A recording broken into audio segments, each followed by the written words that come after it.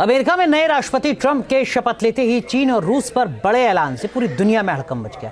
Trump ने जहां Putin को फौरन ही यूक्रेन के साथ सीज फायर करने की चेतावनी दी, वहीं चीन के खिलाफ कड़ा एक्शन लेने की धमकी दी। ट्रंप के ऐलान क्या कराएंगे घमासान, देखिए इस रिपोर्ट में।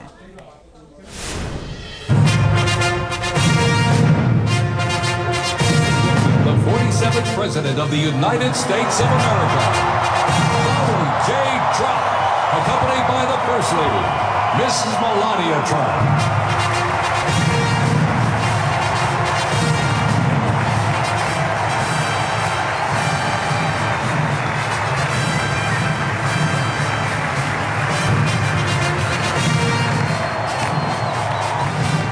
And as of today, TikTok is back.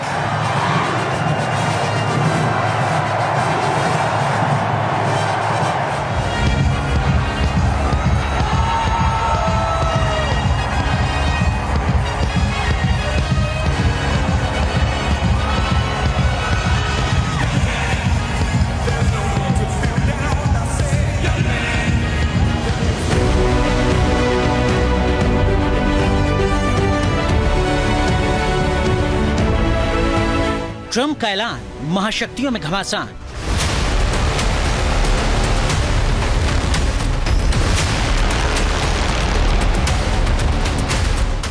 एक तरफ ट्रंप की पुतिन को जंग पर चेतावनी। Zelensky wants to make a deal. I don't know if Putin does. He might not. I don't know. He should make a deal. I think he's destroying Russia by not making a deal.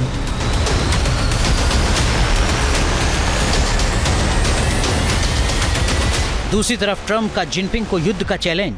And above all, China is operating the Panama Canal, and we didn't give it to China. We gave it to Panama, and we're taking it back.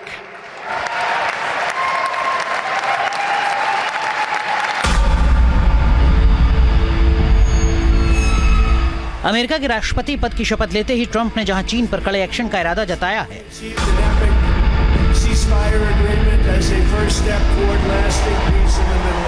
रूस को भी जल्द से जल्द Ukraine के साथ समझौता करने की सलाह दी। ट्रंप ने अपने भाषण में हालांकि रूस और यूक्रेन जंग का जिक्र तो नहीं किया, लेकिन चीन पूरी तरह ट्रंप के निशाने पर रहा है। ट्रंप ने चीन पर तीखा हमला बोला है।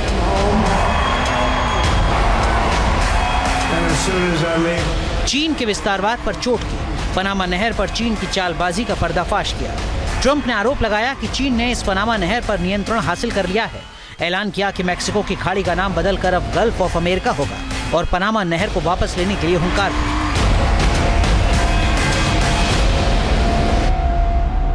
We have been treated very badly from this foolish gift that should have never been made, and Panama's promise to us has been broken.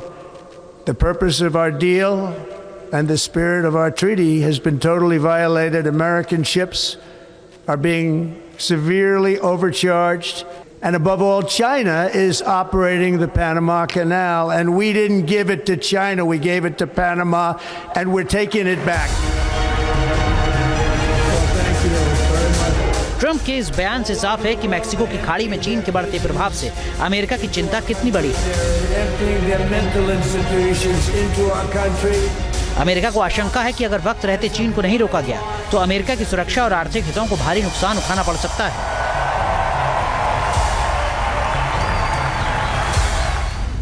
Panama नहर अटलांटिक और प्रशांत महासागरों को जोड़ती है। ये दुनिया में व्यापार का अहम मार्ग है। एशिया, अमेरिका और यूरोप के बीच व्यापार को आसान बनाती है। पनामा नहर से हर साल 14,000 जहाज गुजरते हैं और दुनिया का 6% समुद्री व्यापार होता है। पनामा नहर का सबसे ज्यादा इस्तेमाल अमेरिका करता है। इसके जरिए अमेरिका अपने पूर्वी और पश्चिमी तटों को सामान भेजता है। सबसे बड़ी बात कि अमेरिका प्रशांत महासागर से फौरन ही अटलांटिक महासागर में पनामा नहर के जरिए अपनी नौसेना को तैनात करता है। जानकारी के मुताबिक चीन ने अपने बेल्ट एंड रोड प्रोजेक्ट के जरिए पनामा और लैटिन अमेरिका में पांव पसार लिए हैं। चीन की कंपनियों ने पनामा नहर के पास बंदरगाह, रसद और बुनियादी ढांचे में भारी निवेश किया है, जिससे अमेरिका की चिंता बढ़ी है। इसीलिए अब अमेरिका ने पनामा पर कब्जा करने का ऐलान किया है। You know why he did it while I was speaking? माना जा रहा है कि ट्रंप के इस प्लान से चीन की बौखलाहट बढ़ सकती है। जंग का जो सीन इस वक्त साउथ चाइना सी में दिख रहा है वो पनामा नहर को लेकर बन सकता है। I said, "Oh, can I go back out there and talk about it?" Donald Trump अपने कैंपेन ट्रेल के दौरान इस बात को लगातार कहते रहे हैं कि रशिया यूक्रेन का जो युद्ध है वो समाप्त होना चाहिए, और उन्होंने ये भी कहा था कि वो रशिया यूक्रेन के युद्ध को 24 घंटे के अंदर ही समाप्त कराने के लिए अपने पूरे प्रयास करेंगे। और अब जब वो सत्ता संभाल चुके हैं तो डोनाल्ड ट्रंप अपने इन प्रयासों को करते हुए नजर आते हैं, और रशिया के ऊपर एक दबाव बनाने की रणनीति के तहत उन्होंने राष्ट्रपति पुतिन की आलोचना की है। ट्रंप ने चीन के साथ ही रूस को भी यूक्रेन जंग को लेकर आगाह किया है। ट्रंप ने रूस और यूक्रेन के बीच जारी जंग को रोकने पर अपना प्लान बताया और कहा कि वो इसे जल्द से जल्द पूरा करने की कोशिश करेंगे। ट्रंप ने पुतिन से मुलाकात करने की बात कही है, लेकिन साथ ही पुतिन को जल्द यूक्रेन से समझौता करने की नसीहत भी दी है। Zelensky wants to make a deal. I don't know if Putin does. He might not. I don't know. He should make a deal. I think he's destroying Russia by not making a deal. I think Russia's going to be in big trouble. You take a look at their economy. You take a look at the inflation in Russia. So I would hope. I got along with him great, and you know, I would hope he wants to make a deal.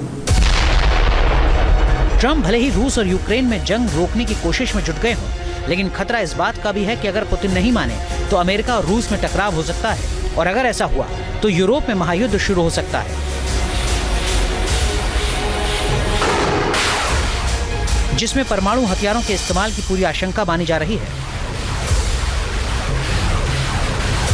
Panama canal में जिस तरीके से China का प्रभाव बढ़ रहा है उसको ध्यान में रखते हुए उन्होंने चाइना की आलोचना भी की, और पनामा कैनाल को अमेरिका के अधिकार में लेने की उन्होंने जिस तरीके से बात कही है उससे ये बिल्कुल स्पष्ट है कि यूनाइटेड स्टेट्स ऑफ अमेरिका का चाइना के प्रति सख्त रुख होने जा रहा है। और डोनाल्ड ट्रंप चाइना की चुनौती को समझते हैं और चाइना के ऊपर आने वाले समय में वो बड़े टैरिफ इम्पोज कर सकते हैं, और इसके जवाब में चाइना भी एक रिटेलिएटरी टैरिफ इम्पोज कर सकता है। ट्रंप के रुख को लेकर नाटो में भी मतभेद सामने आ रहे हैं। कुछ नाटो देश चाहते हैं कि यूक्रेन को सैन्य मदद लगातार जारी रखी जाए ताकि रूस को यूक्रेन तक ही उलझा कर रखा जाए और पुतिन नाटो देशों पर आक्रमण के लिए आगे नहीं बढ़ सकते। पुतिन भी साफ कर चुके हैं कि वो अपनी शर्तों पर ही सीज फायर के लिए राजी होंगे और यूक्रेन के 20% हिस्से पर अपना कब्जा नहीं छोड़ेंगे, जिसमें क्रीमिया भी शामिल है। फिलहाल ट्रंप ने रूस और चीन को लेकर अपना दाव चल दिया है। इसके जरिए अमेरिका अपने पूर्वी और पश्चिमी तटों को सामान भेजता है।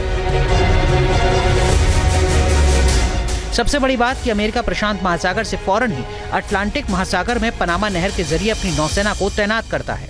जानकारी के मुताबिक चीन ने अपने बेल्ट एंड रोड प्रोजेक्ट के जरिए पनामा और लैटिन अमेरिका में पांव पसार लिए हैं।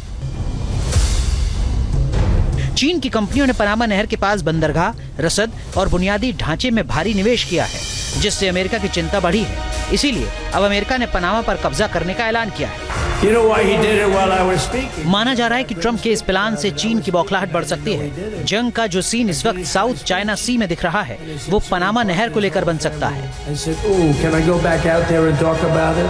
डोनाल्ड ट्रंप अपने कैंपेन ट्रेल के दौरान इस बात को लगातार कहते रहे हैं कि रशिया यूक्रेन का जो युद्ध है वो समाप्त होना चाहिए, और उन्होंने ये भी कहा था कि वो रशिया यूक्रेन के युद्ध को 24 घंटे के अंदर ही समाप्त कराने के लिए अपने पूरे प्रयास करेंगे। और अब जब वो सत्ता संभाल चुके हैं तो डोनाल्ड ट्रंप अपने इन प्रयासों को करते हुए नजर आते हैं, और रशिया के ऊपर एक दबाव बनाने की रणनीति के तहत उन्होंने राष्ट्रपति पुतिन की आलोचना की है। ट्रंप ने चीन के साथ ही रूस को भी यूक्रेन जंग को लेकर आगाह किया है। ट्रंप ने रूस और यूक्रेन के बीच जारी जंग को रोकने पर अपना प्लान बताया और कहा कि वो इसे जल्द से जल्द पूरा करने की कोशिश करेंगे। ट्रंप ने पुतिन से मुलाकात करने की बात कही है, लेकिन साथ ही पुतिन को जल्द यूक्रेन से समझौता करने की नसीहत भी दी है। Zelensky wants to make a deal. I don't know if Putin does. He might not. I don't know. He should make a deal. I think he's destroying Russia by not making a deal. I think Russia's going to be in big trouble. You take a look at their economy. You take a look at the inflation in Russia. So I would hope. I got along with him great, and you know, I would hope he wants to make a deal. Trump भले ही रूस और Ukraine में जंग रोकने की कोशिश में जुट गए हों, लेकिन खतरा इस बात का भी है कि अगर पुतिन नहीं माने तो अमेरिका और रूस में टकराव हो सकता है, और अगर ऐसा हुआ तो यूरोप में महायुद्ध शुरू हो सकता है,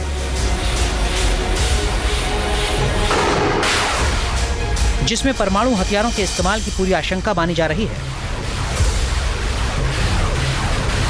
पनामा कैनाल में जिस तरीके से चाइना का प्रभाव बढ़ रहा है उसको ध्यान में रखते हुए उन्होंने चाइना की आलोचना भी की और पनामा कैनाल को अमेरिका के अधिकार में लेने की उन्होंने जिस तरीके से बात कही है उससे ये बिल्कुल स्पष्ट है कि यूनाइटेड स्टेट्स ऑफ अमेरिका का चाइना के प्रति सख्त रुख होने जा रहा है। और डोनाल्ड ट्रंप चाइना की चुनौती को समझते हैं और चाइना के ऊपर आने वाले समय में वो बड़े टैरिफ इम्पोज कर सकते हैं और इसके जवाब में चाइना भी एक रिटेलिएटरी टैरिफ इम्पोज कर सकता है।